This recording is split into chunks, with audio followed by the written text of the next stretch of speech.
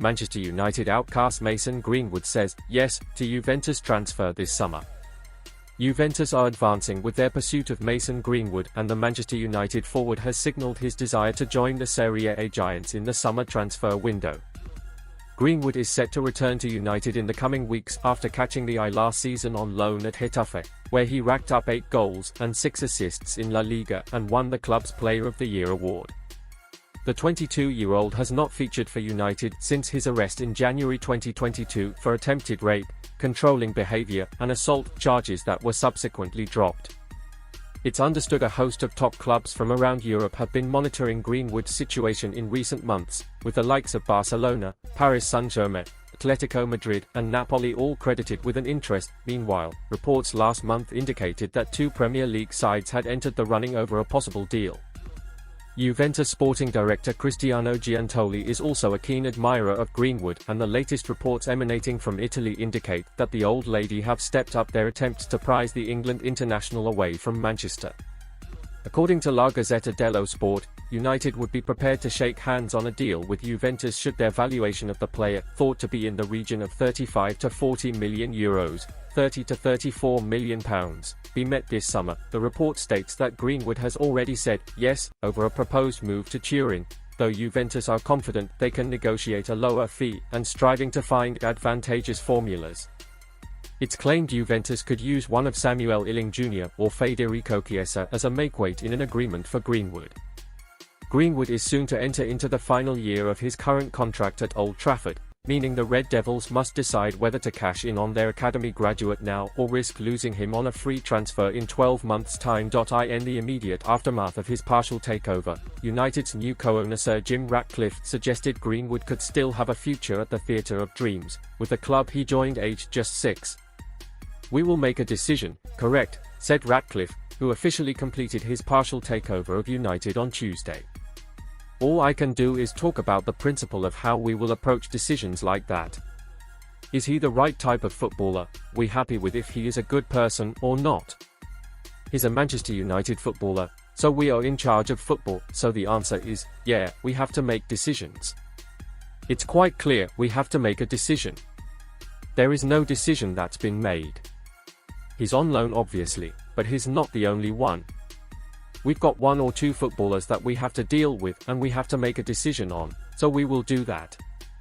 The process will be, understand the facts not the hype, and then try and come to fair decision on the basis of values, which is basically is he a good guy or not?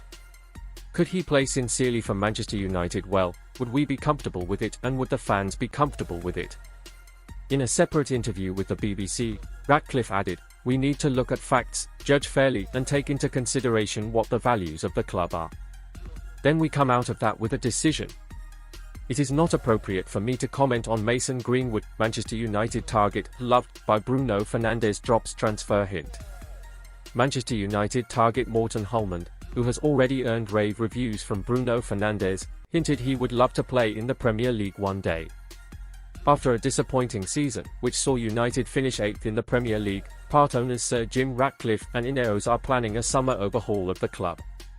Despite ending on a high with their shock FA Cup win over local rivals Manchester City, the future remains shrouded in mystery for manager Erik ten Hag, with reports still suggesting that he could face the sack.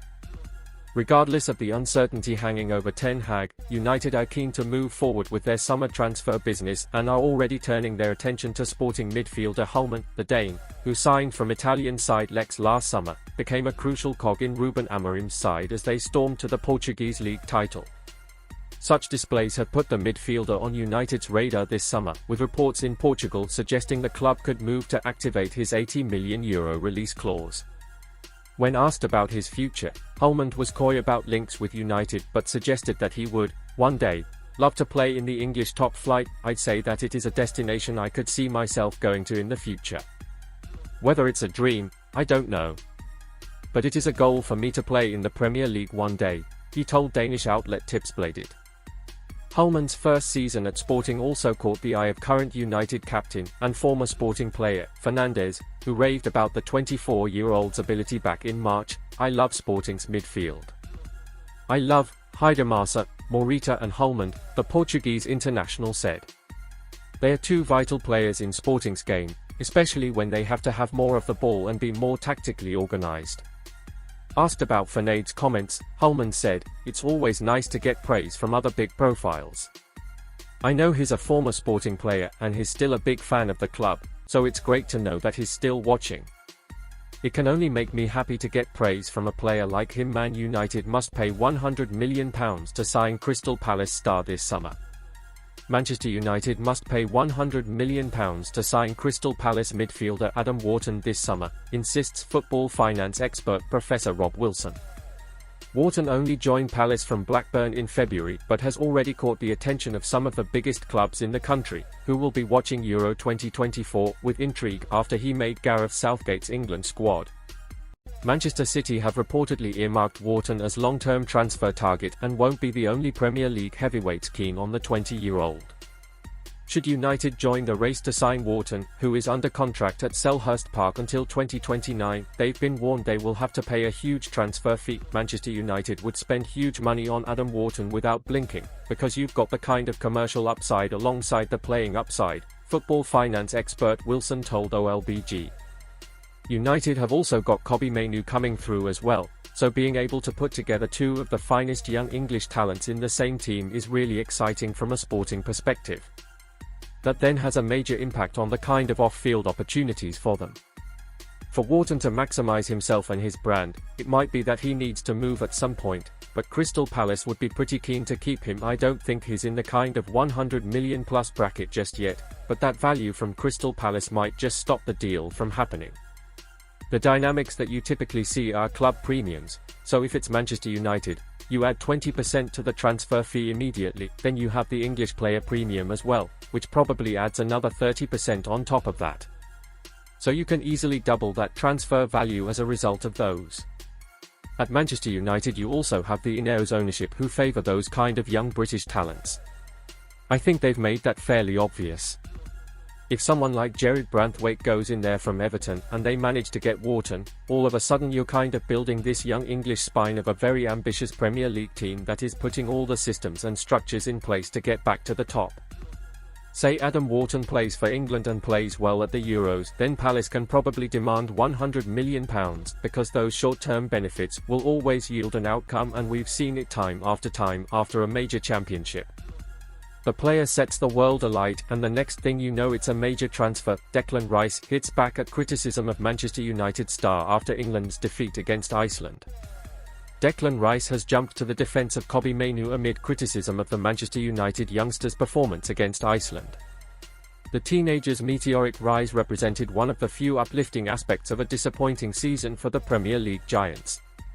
Mainoo's own breakthrough campaign was capped by his winning goal in last month's FA Cup final, but it was a different story of the 18-year-old upon his return to Wembley last night.